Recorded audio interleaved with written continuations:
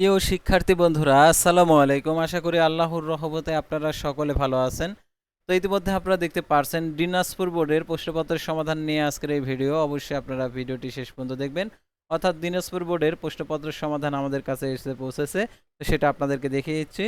তো ভিডিও শুরুর প্রথমে আপনি যদি অল জব নিউজ বাংলাদেশ এই চ্যানেলে প্রথমবার এই ভিডিওটি দেখে থাকেন, তাহলে আমাদের এই চ্যানেলটিকে সাবস্ক্রাইব করে রাখবেন, notification bell button all press করে রাখবেন, ভিডিওটিতে লাইক করে দেবেন।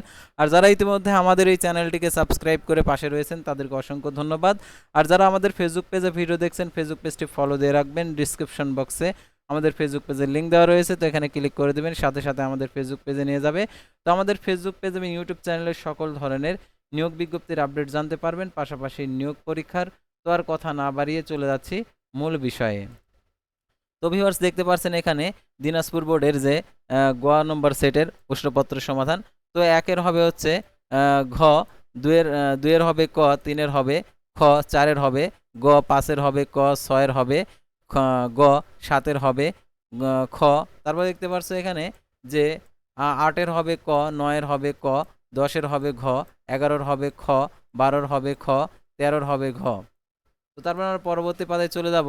তো এখানে 14 হবে হচ্ছে খ, 15 হবে খ, তারপর 16 হবে গ, 17 হবে ক, 18 হবে ঘ, তারপর 19 হবে ক, তারপর হচ্ছে 20 হবে ঘ, 21 হবে ঘ, 22 হবে হচ্ছে গ, 30 হবে খ, 29 হবে ক, খ, 28 হবে ঘ, 27 হবে গ, 26 হবে গ, তারপর হচ্ছে 25 হবে গ, তারপরে 24 হবে ক, তারপর হচ্ছে 23 হবে ঘ।